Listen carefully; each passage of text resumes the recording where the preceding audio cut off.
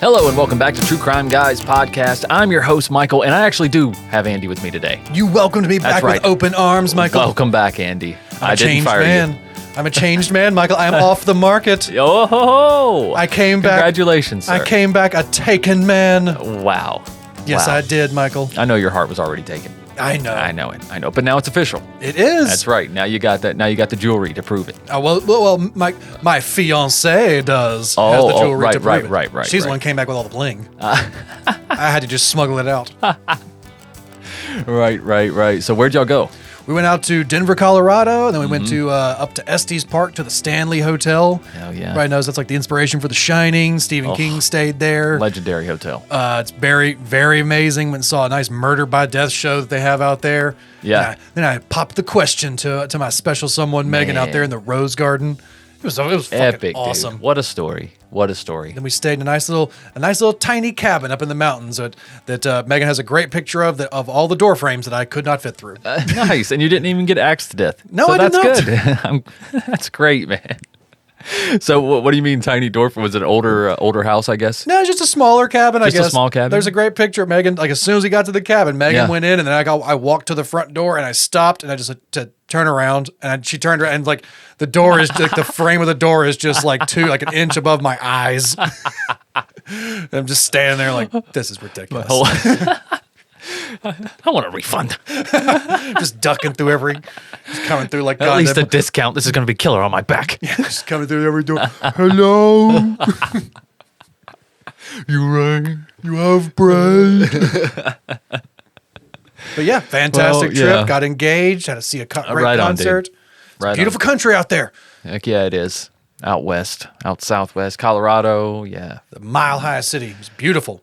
right. God damn on, that bro. altitude out there. If you got any Colorado listeners, god damn your altitude is fucking ridiculous. You gotta acclimate to it, right? Real quick, apparently. You gotta acclimate to it.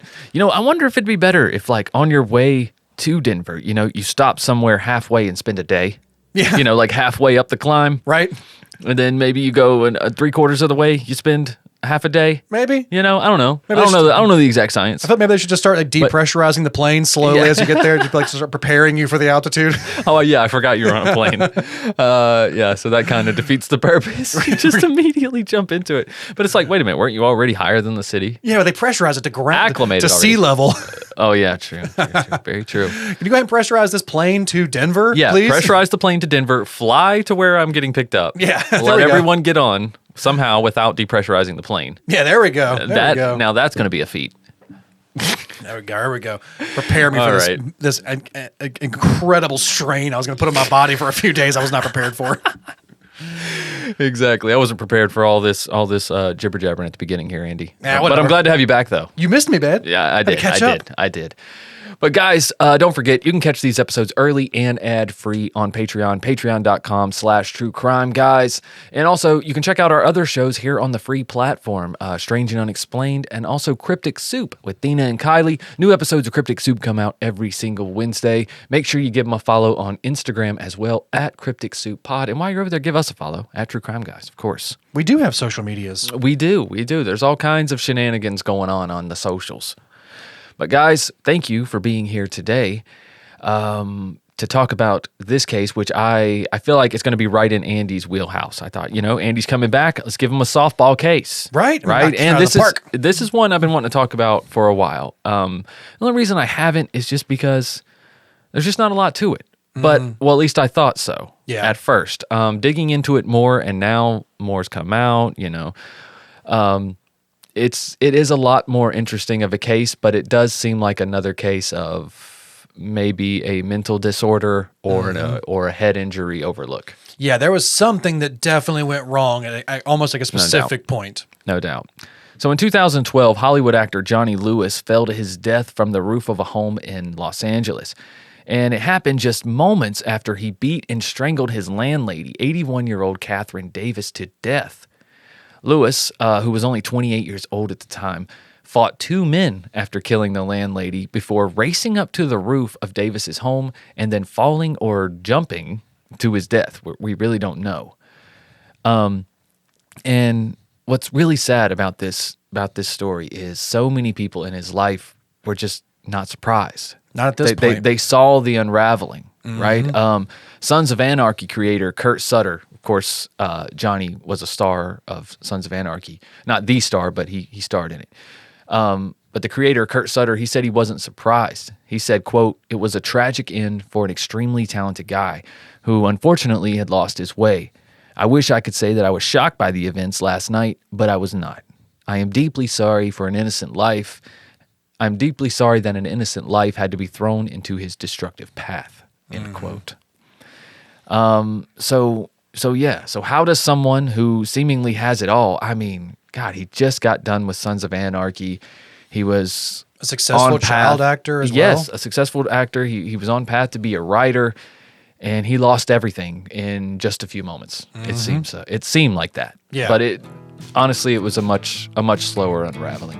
But Andy, roll that intro. Let's get into it.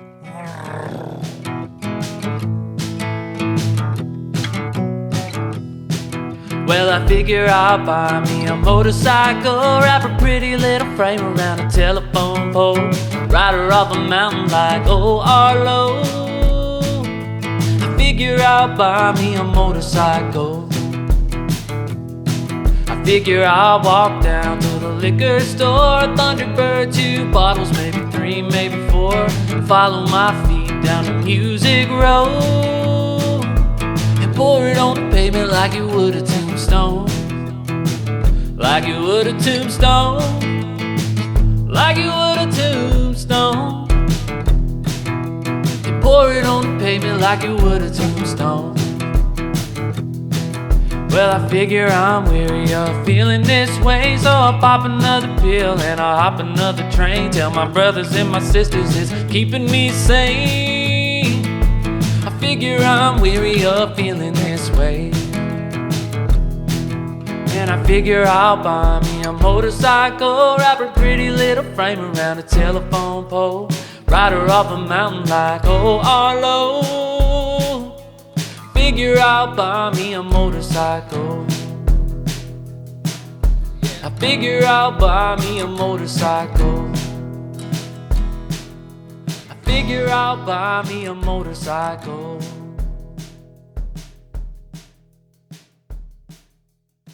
All right, so Jonathan Kendrick Lewis was born on October 29th in 1983 in L.A. And he was just 7 years old when he landed his first acting gig. I mean, it was an escalator safety video, but you got to start somewhere. Hey, you got to start somewhere, Andy. That's that's like literally the definition of starting at the bottom. What was that? And slowly getting to the top. No, you didn't.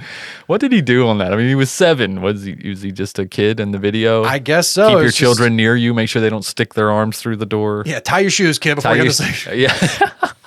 It was just him getting drugged by his shoestrings. Listen, as a kid who got their shoestrings stuck in an escalator and it terrified the absolute shit out of me. Oh my God, I bet. Yeah, I was like 5, maybe 5 to 7 years old. I went up to the escalator with my dad. Shoestring went right into it, got pulled down, and I got pulled back for a second. You were like, fuck this shoe.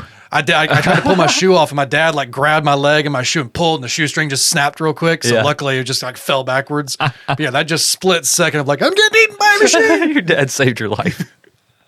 Oh man, what would we do without him? If I'd seen this safety video, maybe I would have known. Yeah, you would have known to tie your damn shoes, Andy. But after the escalator video, Johnny appeared in tons of commercials, some with some big names like Pizza Hut and things like that, before someone finally realized, like, this dude's got some talent. We could put him in some co-star or supporting roles. Yeah, some guest starring roles. We'll put him exactly. In there. And he did that in hit TV shows like Seventh Heaven, Malcolm in the Middle, and even Drake and Josh. Remember Drake and Josh, dude? I could not with that show, bro. It's too cheesy. I couldn't do it. I know. It was one of those, we had just kind of aged out of it too. I guess so. I guess just like out of that. We couldn't really get into those like silly kind of. When did Drake and Josh come out? It's got to be like early 2000s. Yeah, it's probably pre-2005 well, whenever it came out, I was over it. So yeah, it's got to be like 2001 is when he was 18 years old. So he's I got down with some Seventh Heaven and Malcolm in the Middle, by being honest. Especially Malcolm in the Middle. Who doesn't love Malcolm in the Middle? That is Bryan Cranston at his finest. I love Malcolm in the Middle. But yeah, Johnny was he was in that all-boys school that the oldest Malcolm in the Middle brother went to. You know what I'm talking about? Percy. Yeah. Yes. The school Percy went to, he was there with him, and he was like his right-hand man there. He's super young. Yeah, he had a few little guest starring roles here and there. Like I said, he was the drummer on Drake and Josh. I think it was like Drake's drummer or something like that. Yeah, yeah. But in 2001, Johnny was 18, and he had finally made enough money through these various acting gigs to move out of his parents' house, and he moved into a place pretty much in the middle of Hollywood. It was more of like a boarding home that he shared with lots of roommates and whatnot. And let's not even forget, like we mentioned his parents briefly there. Yeah. His parents definitely helped him get his first acting gig. We can brush His over a parents little bit. lived in North LA. But his parents were also dominant, like very like dominant members of Scientology. Oh my God, I forgot about that. And like his parents, Thank you, both Andy, of his so parents much are for bringing very that high. up. They are like tier 8, like the highest tier members of the Church of He Scientology. was raised Scientologist. And even though his like family was like said like we were raised in a Jewish leaning household, they're practicing Scientologists. Yeah. Like his dad has like there's pictures of his dad like at church events with big awards he's gotten. Like they knew some people in Hollywood. They kind of helped get him started. Oh yeah. And then when he's 18, he's like, I am getting out of here. It's one of the things that people talk about that makes a lot more sense. it was when he first kind of came onto the scene as an adult actor, he was making the scene like dating Katy Perry, who also like came from a very religious upbringing. And he was another thing. He's like, I came from this very strict religious upbringing, and now we're both running off together and rebelling type relationship. Yeah. So yeah, his parents are he got out of that house very early. Yeah. His parents are pretty eccentric people, to say the least. I could see that. Now, speaking of Katy Perry and her religious upbringing, when she was still doing Christian music and stuff, she dated a guy by the name of Matt Thiessen. Do you know who that is? No, I don't he's remember the that. lead vocalist and frontman of Reliant K. Oh shit! Christian punk band. Yeah, I know Reliant K. I don't know how Goddamn. many people know about Reliant K, but look up Matt Thiessen and look how much he looks like Johnny Lewis. It's goddamn freaky, dude. Yeah, I know exactly who that guy looks like now from old videos and around that time. So Yes. yeah. Especially in his role in Malcolm in the Middle. He looked just like young Matt Thiessen. Someone had a type back Dude, then, Katie. That's what I was thinking. That's exactly what I was thinking. By 2006, Johnny had already landed several big TV roles, including a recurring role in the show The OC, and this is also when he was dating Katy Perry in 2006.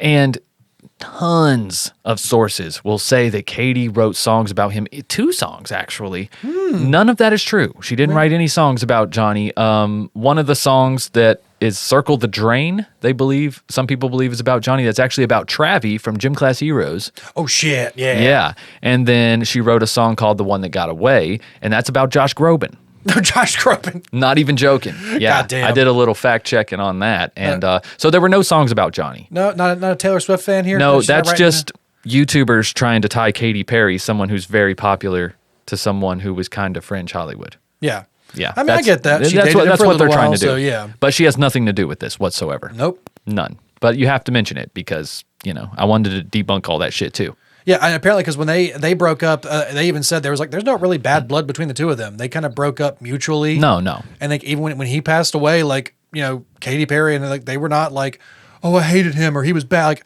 they were heartbroken. They were like, he was one of our friends. Right, He was a right. good person. This was not who he was. No, not at all. But Johnny's real rise to fame came 2 years later in 2008 when he was cast as the character Half-Sack on Sons of Anarchy. Now, while the show made him more famous and very wealthy, Johnny really didn't like the direction the show was going. He thought it was too violent. Because his character was like a good character on the show. He kind of brought like some levity and kind of like a nicer moral compass to an extent. And he's only in it for like the first 2 seasons, I believe. One or two. Right. So yeah, he doesn't have like a long run on the show because I remember watching that whole series. And yeah, he was like a nice character. Yeah, to an extent. I think it was just 2 seasons, if Yeah. I'm not mistaken. But apparently Johnny liked reading poetry and studying philosophy and drinking tea and playing chess and shit like that. Like in his real life, he didn't like acting out scenes of violence and he didn't want to be associated with this anymore. No. So he actually asked to be written out of the show. yeah, he wanted to be written out of the script, and the writers were totally caught off guard. They begged him to stay, but he'd already made up his mind. Yeah, Johnny really considered himself an artist. Yeah. Not just a typecast person or like just a specific actor type, or like he was an artist. So He wanted to be more. He wanted to be a writer as well. So eventually in 2009, his character was killed off the show. After leaving Sons of Anarchy, he decided he wanted to focus more on writing his first novel, which was about a musical genius trying to make his way in the world, apparently. Okay. Yeah, I tried to look up to see if, Johnny was a musician in any way, if he had recorded any music or there was any videos of him playing. I couldn't find anything. Maybe he just met Lin-Manuel Miranda. Yeah, I have no idea. He's like, you sound interesting. I'm gonna write a whole novel about you. A whole novel. Something about you. I got good vibes about you. Right. So anyways, he's wanting to write. So he starts asking his friends and asking around if anybody knew of a nice quiet place that he could live and write in peace. And his photographer told him about the Writer's Villa, which is a beautiful home with 6 bedrooms that are all rented out individually right outside of Hollywood. Now, this villa was basically a safe haven for up-and-coming actors and actresses that were waiting on their big break. The owner, Kathy Davis, was an amazing woman who really understood how difficult it was to break into Hollywood. So she would look after these people. She would make them food when they couldn't afford it. She stayed up late and talked with them. She was a shoulder to cry on if they needed, when they didn't get that part or their script wasn't accepted or whatever it was. But she was apparently a very supportive person in a lot of artists' life. Like she didn't. Now I'm sure she's making bank renting out these 6 bedrooms, but still, she went above and beyond. Is what I'm trying to say. They did say that the rent there was significantly more than it should have been at the time. Like I think it was like $3,000 a month. It's in Hollywood, dude. But no, it was even for his one room. Yeah, it was $3,000 a month. So it's like she's renting out all these rooms for significantly more, but. It's about the ambiance, the environment. Exactly. The and it is gorgeous. There's photos online. You guys got to check out the Writer's Villa house. Oh yeah, it's a really nice place. I was trying to look up some of it because they did talk about some famous creative people have been there and like stayed there before. And worked through it. So it's a very nice place. Like I said, it was like you could see why so many people who really thought of themselves as artists would want to be there because you're only going to be surrounded by other artists. Exactly. In this very beautiful, serene, very peaceful area in the Hollywood Hills. Exactly. And y'all kind of have the same goals. You're all helping each other. Y'all sharing connections. Mm-hmm. Networking. It really helps. It really helps. Like, for instance, how we share our connection to Magic Mind with you amazing listeners, as well as our secrets to mental wealth. And if you think about it, it's really the only wealth that the government can't tax. Well, at least not yet. But anyway, as I was saying, the key to mental wealth is no secret. I like to think of them as the 5 pillars. It's sleep, diet, exercise, stress management, and, of course, exogenous compounds. Now, that final pillar there, that's where Magic Mind really shines. Magic Mind can help you enhance focus while also improving sleep. And I know every pill presents itself as a miracle drug. That's not what Magic Mind is doing. Now, really, you owe it to yourself to at least check it out. And when you do, please use our link in the description of this episode, www.magicmind.com/TCGJan. And if you use that URL, you will get 45% off your first Magic Mind bundle. Again, that's www.magicmind.com/TCGJan. Oh, and you have up to 100 days after you purchase to change your mind for a full refund. So, that's just one very specific example of how we network with you guys. I think you guys get it now. So in April of 2009, Johnny called Kathy and she put him on the 2nd floor in the Red Suite. And he struck up a friendship with her almost immediately. Everything seemed to be going really well for Johnny. And a few months later, he found out that his girlfriend Diane was pregnant. He was super excited about being a father and decided that he wanted to be with her 24/7. So he moved in with Diana, to help her take care of her child. She didn't live very far away. She only lived a few blocks away. So it's not like he's moving very far. Oh, I just learned something too. I forgot one of the reasons the Writer's Villa was actually a really popular house. Yeah. It was actually a famous person's house before that too. I was trying to figure out who was the famous people. Yeah. It was formerly owned by Margaret Hamilton. Oh, wow. Who played the Wicked Witch of the West in The Wizard of Oz. Wow. So yeah, it was it was a very famous home already. It once sold for $1.86 million. It's a gorgeous home. It's bewitching. Very pretty. That's why I was looking at some of the pictures. I was trying to find some of the other famous creative people who had lived there. Right. But yeah, I forgot that it was a famous person's house already. Yeah. So 9 months later, on April 6, 2010, Diane gave birth to a little girl named Cola May. But unfortunately, Johnny and Diane couldn't really make it work after becoming parents, and so Johnny moved out and back in with his parents. Now, not long after that, Johnny and Diane went through a long custody battle, and Johnny ultimately ended up losing. So a few months later, in October of 2011, Johnny was still living with his parents. He took his motorcycle out and decided just to go riding to clear his head. And he drove for about 2 hours to the west of LA, out into the desert, where he apparently somehow lost control of his bike and crashed. Now, after getting to the hospital, they were concerned that he might have had a head injury.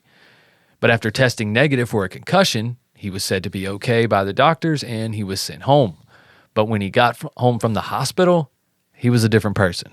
I was so surprised at this part right here when they said that they kind of just checked him for a concussion, but they didn't. Like he was kind of a person who didn't want to be around a bunch of medical stuff. He didn't want to take a bunch of pills. He didn't want to be at the doctor. Like, I feel that. They tried to get him MRIs. They tried to get him things, and he his dad tried to schedule appointments for him, and he just wouldn't go. Yeah. And it's like, you clearly are acting different after this event. Let's Right. get you checked out. He's like, they checked me for a concussion. I'm fine. It's like, there's more things that can happen to your brain Yeah. than just a bit of shaking. Exactly. And Johnny's father, I mean, he noticed this change in his son's behavior like right away. So he scheduled, like Andy said, 2 MRIs for him to go to, and he didn't go to either one of them. He never went to either one of them. These are 2 separate times. It's not like 2 that he had to take in, in junction with each other. It was like, no, he scheduled one, he didn't go, and he told him he would go. He scheduled another one, he didn't go. So, I mean, what the hell do you do, man? But in December of 2011, he was at an acting class. He just kept getting stranger, honestly. And he began speaking in a British accent for apparently no reason. And when people started calling him out on it, he just shrugged it off. He acted like he didn't notice. Yeah, he's like, what are you talking about? What are you talking about, mate? Yeah, he did not notice that he'd been talking in a different accent, which is one of those just like crazy, That is crazy. obvious, like, you've had a brain injury, haven't But it's like, you? well, I mean, I guess, but it's also he's an actor. He couldn't be practicing for a role. It's like, but why wouldn't he just say that, right? Yeah. Why wouldn't he say, I'm working through a character? Yeah, I'm just, I'm practicing this accent. Yeah, Trying to see if I he didn't say that. He just acted like he wasn't doing it. So yeah, he's like, what are you that's- talking about? That's the suspicious part for sure. Now, a few weeks later, on the morning of January 3rd, 2012, Johnny was at his parents' house. His mom was making omelets in the kitchen, and Johnny's sitting there at the kitchen table, and then all of a sudden, he just gets up and walks out the door. And as he's walking down the road, he gets maybe 10, 15 feet away from his parents' house, and he hears someone screaming in distress. Now he's outside in like pajamas pretty much, like pajama pants, like no shoes, but he thinks that this scream of distress is coming from the apartment next to his parents' house. So he breaks into the apartment to find there's no one in it. It's completely empty. And as he's standing in the doorway of this apartment, the 2 men that own the apartment were coming home. They see Johnny standing in the middle of the freaking doorway. They're like, hey, get the fuck out of here. Yeah, like, what are you doing? What are you doing here?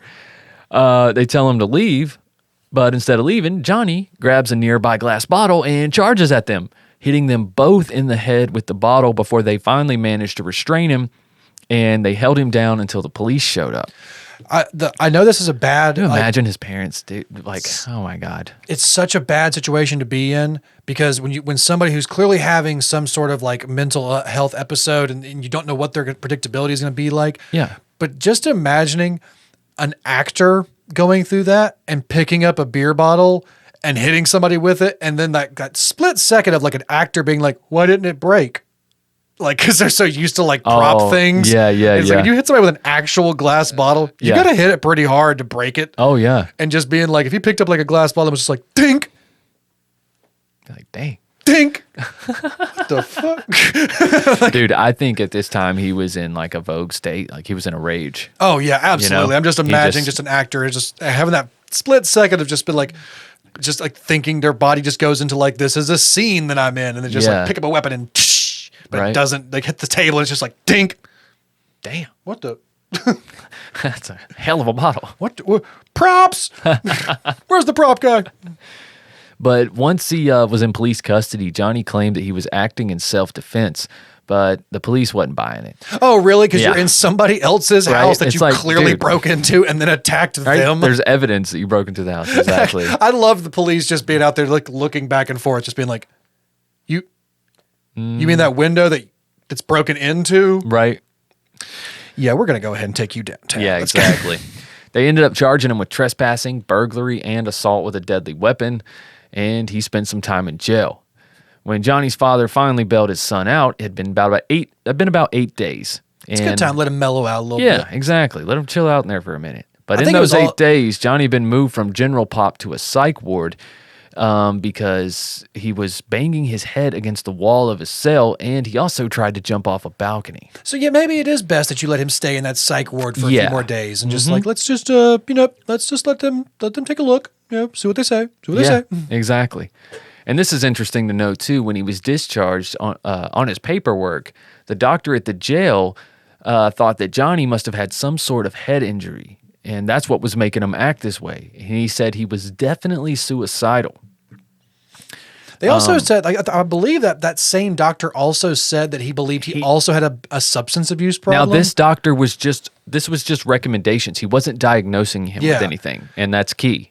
Yeah, he never officially was diagnosed because this doctor also was like, we believe he also has a very bad substance abuse problem. And he's like, yeah. Do I? Right. Okay. Yeah. There's a lot of substance abuse being thrown around in this case, especially if you're reading older articles before the toxicology report came back. Yeah. Yeah, it gets real shady. Yeah, I think. But there's a lot of bullshit out there on this case. Yeah, I remember one point. I remember reading somewhere like his parents tried to put him into rehab for a marijuana addiction. Oh Lord! And even his therapist laughed at that. Even his therapist was like, maybe alcohol. Yeah, but. No, I think he's okay. I think it's more the alcohol more than the okay.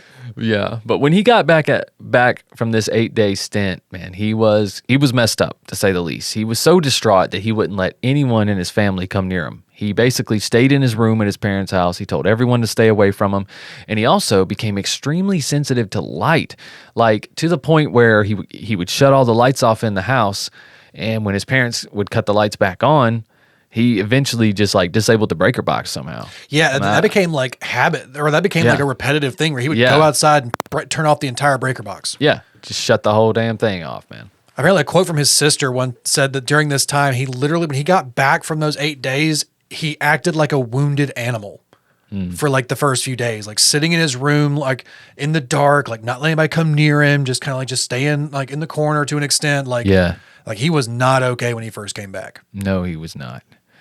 But despite these issues, after coming home from jail over the next few weeks, he did actually seem to be improving. To the point where at the end of January, his parents actually decided that it was time for him to move out and maybe he can go live on his own again. And he got a place in Santa Monica, about 30 minutes away. Well, let's just say that he was not, it was just after a few weeks, but after the first few weeks, like the first week or two, he does not do good. And that's where like, I'm saying it's after a few weeks. He tries to cut his wrists at one point, and the few weeks where his parents, like it's weird that that's only a few weeks, but like his dad puts him like on like house arrest. Like he's not allowed to be by himself. Like someone's always watching him for like a couple of weeks. It's understandable. And apparently they're like, oh, he's fine. He's doing better now. He should go be on his own. You're like, really? You think after just a couple of weeks of you just keeping a close eye on him and he's not, you don't think that any kind of person would maybe start learning, like, what if I just start acting okay? You have to understand that parents are looking for any sign that he's getting better. Oh, I absolutely understood that part whatsoever. And I'm like, I tried to give his parents the benefit of the doubt and all of these things. I'm like, you guys are, it's like, I don't want to say enabling. I don't want to say you're letting this happen, but it's like, as a parent, God, you want to see the best in them. You don't want to admit that maybe there is something wrong. Exactly. But at the same time, it felt like nobody did in this case. That's the problem. That's why he just kept getting released. He kept getting second chances. Yeah, that's what I felt so bad because like the first time he skips those 2 MRIs. And then they don't like force him to have one. Like when he's in the psych ward, when he's in somewhere, like nobody like is like, no, we're going to give you an MRI. It's like he was in the psych ward for 8 weeks. You could have gave him an MRI then. Or for 8 days. He's there. 8 days, like, I'm sorry. Yeah, that's plenty. Any time that he's in any of these treatments or in the hospital or in the like any time, you would think that he could have gotten an MRI, a CAT scan, something, and they never do again, which is one of the most disappointing things. Like his behavior has clearly changed after this incident. Yep. And you said he didn't have a concussion, but you don't check for anything else. Yep. So yeah, it's very strange. It's very disheartening. It really is. Because that was the thing that did bother me about his parents. I'm like, just because he didn't go to the first 2 times, like make him go. Yeah. If you're that concerned about him and you're like, well, let's just see how he does. Like, no, make him go. Yeah. Like you're his dad. Pick him up. Drive him there. Well, I wish they would have waited at least another week because after just a week of living in Santa Monica on his own, he was arrested for punching some random stranger in the head outside of a yogurt shop. Apparently, he cold-cocked the guy. Oh, it was a sucker punch, like just out of nowhere. Yeah, but he was ultimately released on $20,000 bail after this incident. And a couple days later, Johnny, fully clothed, just walked into the ocean. And when he was pulled out, he had to be brought to the hospital and treated for hypothermia. Mm-hmm. Pacific Ocean's not warm. No, and it's like it's just getting worse, dude. It's like his outbursts just keep getting more and more frequent. Because then just a couple days later, after getting out of the hospital with hypothermia, he's arrested again for trying to break into a woman's apartment in Santa Monica, claiming that he thought it was his friend's apartment. But of course, again, the cops don't believe him. No, you've already broken into another apartment before. Yeah, you got a history of breaking and entering now. But he was then, again, released on bail after the second arrest in Santa Monica. Johnny's parents finally convinced him to go see a doctor about this head injury. Again, because this is still... because that jailhouse doc, it just wasn't enough, right? Yeah. But it did help kind of push him that way, I think. So even though the jailhouse doc had suggested that Johnny had a head injury, he had not officially diagnosed him, like I said earlier. So Johnny needed another doctor to get that official diagnosis so they could treat it in some way. Mm-hmm. But the doctor Johnny wound up seeing suspected Johnny actually had schizophrenia or bipolar. So he prescribed some medication to Johnny that would treat both of these disorders. Mm-hmm. That's what I'm saying. Like, guys, you sent him to, like, the doctor's like, I think he has a head injury. You should get him checked for a head injury. And then you send him to another doctor, and they're like, nah, he's just got schizophrenia. And they're like, maybe you want to take a look. Did you hear the part about how his entire personality changed after a motorcycle crash? Yeah, it's like, how do you ignore that, man? The motorcycle crash, it was pivotal. Yeah, maybe put him in the machine. Just put him in there. Get a quick look around in there. Don't just gotta take his word for it. Look under the hood. Like, yeah, they just want to put him on some downers, man. Tell him to chill out. But Johnny refused to take the medication anyway, and he refused to go see another doctor, and so his condition just got worse. Yeah, he would like hide the medication under his tongue and then spit it out. Not to mention, Johnny was still facing jail time for the break-in and assault against those two men in the apartment next to his parents' house. Mm-hmm. So at this time, Johnny's lawyer is trying to get a deal done where Johnny would go to a mental health treatment facility for a year instead of going to jail. But Johnny was so confident that these charges would just get dropped, he fired his lawyer and represented himself in court. Yep. Like I said, this is not a fucking. This is not a show. A level-headed move right here. This is not a movie, guy. You're not in a scene. Nope. Take it easy there, Ted Bundy. You really need to have a lawyer. Yeah, and surprise, surprise, the charges were not dropped, and he was sentenced to 1 year in prison. However, lucky him, the jail he was sent to was so overcrowded they had to reduce his sentence to 6 weeks. Yeah, it was just That's was laughable bullshit. to an extent. Like this is obviously a dangerous, a violent person. Yes. This isn't like I understand if the prison's too overcrowded. Like you don't have any non-violent people you could release. You don't got any. Jesus Christ. Weed possessors, right? Or tax evaders or anything like that. You could let out of here. Right. But no, you're gonna pick the guy who's literally attacked multiple people like in a credit public. Card thief or something, bro. Yeah, you ain't got somebody who didn't pay some parking tickets, maybe. Right. But no, you pick the guy who's, like I said, violently attacked multiple people in broad daylight. Not like this wasn't like a domestic dispute person or anything. Like this guy has attacked strangers in broad daylight, and you're like, I think 6 weeks is good. Yeah. He's so pretty. Come on, he's fine. Right. Remember him in Seventh Heaven? Oh, come on. Oh, come on, he's fine. He was great. But when Johnny's father finally came to pick him up from prison on Friday, September 21st, this was 2012, he asked his dad if it'd be possible to call Kathy Davis because he wanted to go back to the writer's villa.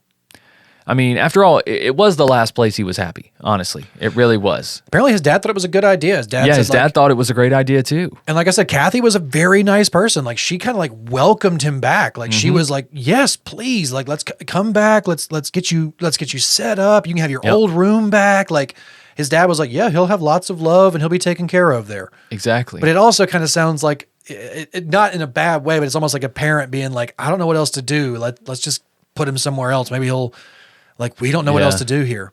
I'm like, Yeah. I feel that as a parent when you get to that point where you're like, I don't know what else to do. You're like, maybe he needs his own space, right? And Maybe that's somebody what they were else can doing. do so, like maybe somebody else knows what to do. You feel helpless. Yeah, you're just like, I don't know what to. I He don't know won't what else listen to do. me. And a lot of times kids won't. They listen to somebody else before they listen to their own damn parents. Absolutely. It's crazy, but you don't figure that shit out till you're too old. But he was happy there, you know. And on September 24th, he packed up all his shit and he moved back into the villa. But just 2 days later, a 70-year-old man named Dan Blackburn, who was actually neighbors to the Ryder Villa, was looking out his front window at a man standing out in the road. He only had on jeans and red shoes, no shirt, and he was frantically pacing around the road, you know, back and forth. He's all sweaty, he's all worked up. He'd never seen this guy before. He's watching him as close as he can. Then all of a sudden, the guy turns, looks at him, and walks directly to Dan's door and knocks. Mm-hmm. So Dan cracks open the door, and the guy outside, obviously, it's Johnny, guys. He says, "Hi, I'm John. I'm your new neighbor." But before the men could have any further conversation, Johnny turns around and just walks away. So Dan's like, okay, whatever, odd, Very but eccentric. whatever, let's shut the door. But 30 minutes later, he hears his wife screaming for him to come outside. So Dan runs outside and sees his wife standing in the driveway. She's pointing up towards the back of their house. When Dan looks over there, Johnny Lewis is standing on top of the guy that Dan and his wife had hired to paint their back deck that day, and he's beating the shit out of him with a 2x4. Yeah, this is like, again, like a man who has violently attacked people. Seriously, doing it again. It's like every 2 days, dude. He can't go 2 days, man. No. It's insane. So the worker's sitting there trying to shield himself. So Dan runs up there. He tries to pull Johnny off of him, and he's screaming at him to stop, but Johnny is not. He's not fazed at all. Nothing Dan's doing is doing anything to him. And all of a sudden, Johnny turns and just punches Dan square in the face. No, Dan hits him too. That's one of the things that Dan talks about. He hits him back. Dan hits him like square in the temple, like either with something or just his fist. And he said like it was like he was superhuman for a moment. He said he hit him with everything. Yeah. And Johnny just basically just like turned his head for a second and just stared back at him. And then he knocks the shit out of him. But then after Dan gets up, because Johnny just kind of stands over him, staring at him, Dan gets up, he grabs a nearby lawn chair and hits Johnny in the head with it. But again, it had like no effect. Yeah, it's honestly. like superhuman. He's like in a vogue state. So at this point, Dan grabs the worker, the painter, and he gets his wife as well, and they run back down the driveway. They go in the house. They lock the door, or they try to lock the door. They start to shut the door. By this time, Johnny has run up the walk, and he sticks his arm in the freaking door jamb. Yeah, it's like a horror movie. They are slamming the door on his arm. He's trying to grab them the entire time. I can just imagine his arm just squirreling around in there trying to grab somebody, bro. That's so fucking creepy. Finally, they slam it on him enough times to where he pulls his arm back out of the door. Then the couple and the worker, they go around, they lock all the doors and windows, and Dan immediately calls 911. After he tells 911 what's going on, he hangs up, and he sees Johnny start running towards the villa, the Ryder's Villa property. Hey, Dan was not the first person either. As soon as he called 911, like the operator was like, "We've already had other calls from your neighbors about the screaming and the attacks. Like we're on the way." Like, guys, there's a great video put up by a YouTube channel called Scott on Tape, and it's great for an understanding of this case because the guy lives in this area, he's local to this area in California, and he actually walks down the street while he's telling the story.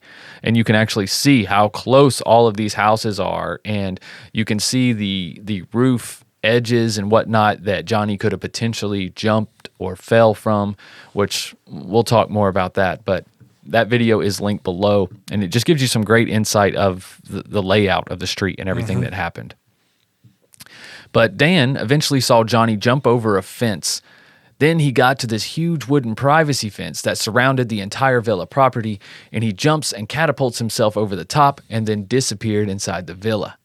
Okay? That's the last Dan saw of him. This is like literally a crazy, shirtless, superhuman type person just running and just leaping over like a giant privacy he's like fence. Parkouring through the damn neighborhood, bro.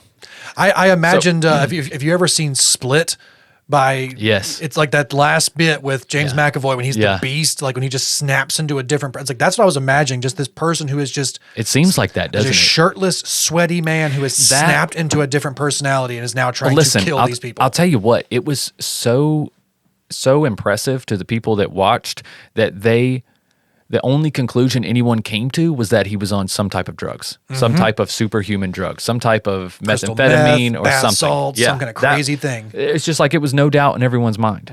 It's just interesting. His behavior, his actions, the fact that he took multiple like direct hits unfazed. Yes, exactly.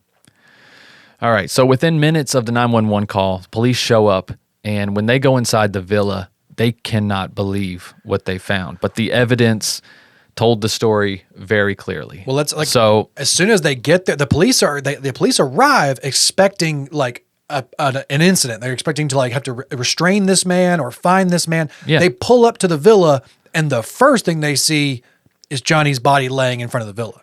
Exactly. Like he's laying in the driveway, basically. Right. And they first think that he might be another victim.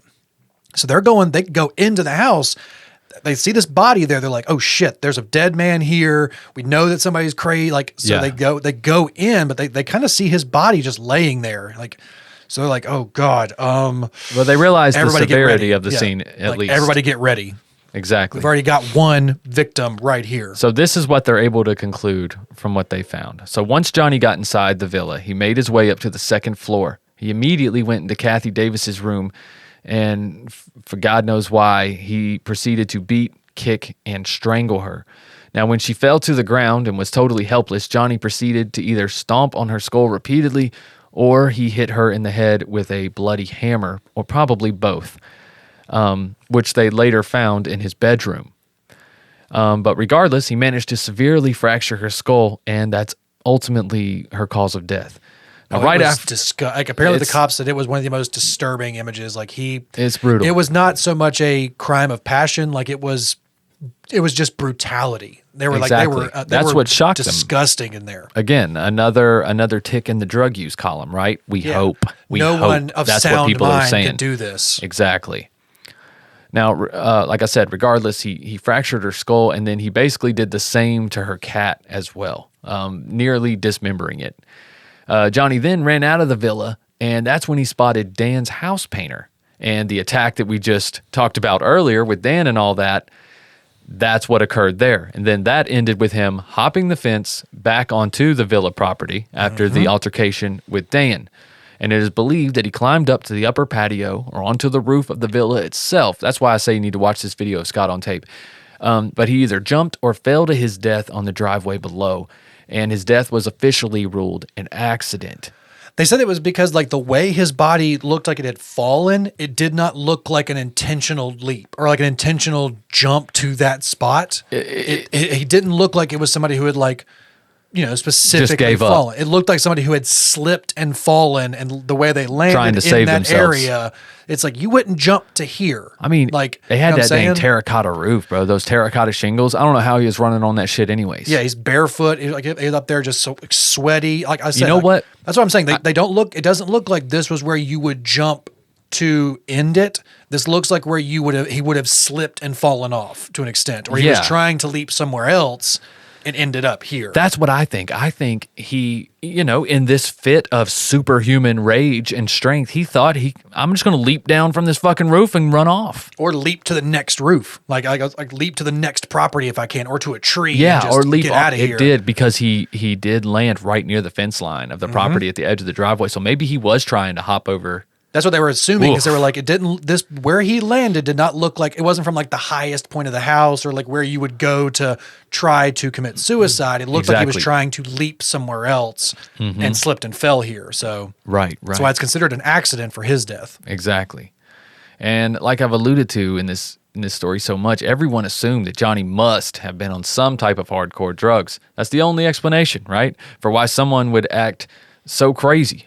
But when that toxicology report came back, it showed that he had no drugs of any kind, legal or illegal, in his system. No psychedelics, no weed, no alcohol, no nothing. So, I mean, where does that leave us? It's like, I believe it's a head injury. Oh, I believe absolutely. I there think was it's the head injury, and it may have caused a mental disorder. Maybe had sprung one on of some sort. But man, you're just being dense if you don't look at that motorcycle accident. Man, that's it. That's the most important turning point of this case. And I'm sure because of the way that he had landed, and apparently he landed on his head, it ruptured his skull, it kind of crushed it, and so there was a lot of brain damage already when he died. So they couldn't really analyze his brain completely to see if there was any kind of bleeds or any kind of like damage from the motorcycle accident. But that was one of the things I was kind of hoping for. It's like during the autopsy, don't you want to take that brain and see if you can find some lesions or some scar tissue or something from that damage? But you couldn't, after all the damage had been done during the fall, they couldn't really get a healthy examination of it. But I'm like, during that autopsy, you discovered that he was sober, but you couldn't discover whether or not he had a brain injury before this. Now, something that they were able to find was that he had strangulation marks and fingernail marks on his neck. He had signs of partial strangulation. So somebody got a good grip on that neck at some point in time. Probably one of the men next door, but could have been Kathy as well. You never know. I mean, when you're fighting for your life. Yeah, exactly. You never know. And she was strangled as well. So it's hard to tell, man. It really is. It's so sad. It doesn't seem like a big puzzle to me. It just seems like a lot of mental health neglect just led to someone breaking. It seems like and then you also had an overcrowded jail system that led to this shit too. If he's still in jail, if he's made to stay in jail for that full year, this doesn't happen. I'll tell you what it does. It proves that his problem is not drug induced. Because he's in prison. You can test him for drugs every damn day if you want to. And you're going to find out he's on none. So now he has to be treated. You see what I'm saying? Yeah. And maybe if he spends that full year in there and doesn't get out in 6 weeks, totally different timeline, dude. Oh, absolutely. I know they said he was dangerous in prison to himself. It's like they would have seen that in prison eventually, moved him to a real psychiatric facility, and got him probably the real help that he needed. It wouldn't have just been like, oh, you're bipolar, you're schizophrenic. Like they could have really pushed like, no, he had a motorcycle accident like 2 years ago, and now he has changed completely. Like it's been a slow change, but he has changed into a different person. And it's like, nobody in our family has history of mental illness. Nobody around us has broken or anything like this. Right. There's something that happened at this point, and now look at him. It's only getting worse. We need, like I said before, I just wish that his parents or his dad or somebody would have just kind of forced him. No, I'm taking you to the MRI. You're getting a scan. Yeah. I'm walking you in the room. I mean, but you're talking about a 28-year-old man, dude. You can only do so much. I understand even that. As a parent, and legally. Yeah. Legally, he can't just march him in there and be like, I want my son to have that. Be like, well, he has to consent. He has to consent to our care. Yep. I mean, there's only so much he can do. And I think you're right about that. I think when they sent him back to the villa for that last time, they were like, this is our only hope. Like, please. Maybe somebody else can know what to do. Because and again, they've kind of like really kind of scrubbed his parents, like Scientology connections and all of this. Oh and yeah, stuff. of course. Like, Scientology can't be connected to something like this. No, they can't have one of their top members, children, insinuating in all this. You can't have that. So yeah, I feel like his parents, not to say they didn't want him around, but it's like when you're that high ranking in an organization, it's hard to have that kind of black sheep stain image or whatever. So you kind of wonder how much was like ignored or how much was kind of like purposefully like. What are you saying? Are you saying that they got rid of him on purpose? I'm not saying they got rid of him on purpose. I'm just saying maybe they let him crash on purpose. I just feel like maybe his parents were like, yeah, go back to the villa. You just you go do you and stay away from us a little bit, so we don't die.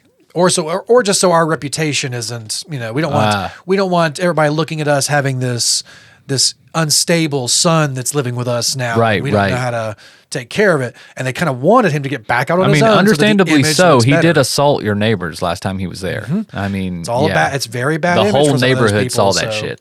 They want him out, back living on his own, get him back to work. Let's make it normal. We don't normal. He's fine. It's all on the surface normal, and that's what they're hoping for. So yeah, it feels like some of it was neglect, some of it could have just been avoided, and I feel like there was a bad head injury that just that somehow got under the radar. That I they tested for a concussion, and that was really it. That's it. And it was also his unwillingness to go and have his head checked out too, But I mean, that's part of the mental disorder. You don't feel like anything's wrong with you, right? It is what it is. But sad story, but definitely one I've wanted to cover for some time. I thought it'd be a good one, Andy. And it's an interesting story about mental health. It's just another reminder to not ignore these signs in loved ones and friends. And anyone that comes in contact with you, honestly, because they could affect your life, especially someone as erratic as this. You know what I'm saying? So, but there's a lot of erraticness in life, but it doesn't have to be in your deodorant. No, it does not. No, it can be nice and calm and peaceful and healthy and natural and organic. It can, brother. It sure can. Because Oh My Gaia is here for you. Oh My Gaia is an innovative, all-natural deodorant, fragrance, and beard oil company specializing in paraben and aluminum-free products. And Oh My Gaia has tons of scents to choose from, guys, from vanilla, cherry almond, sandalwood, lavender, lemongrass, Egyptian musk, coconut, dreamsicle, leather, lumberjack, honeysuckle, fireside. There's also sailor, barbershop, and of course, true crime pine. Great place to start. And because you're True Crime Guys listeners, you can use the code word Creepvan for 15% off. That's CREEPVAN, no spaces, Creepvan, for 15% off your order at shop_Oh My Gaia on Instagram or ohmygaia.com. OHMYGAIA.com. And don't forget to use that code word Creepvan, no spaces. All of the info and everything we plugged is right below the description of this episode for your links, for your code words, all that good stuff. Any sponsor you heard here, Magic Mind, all that good stuff.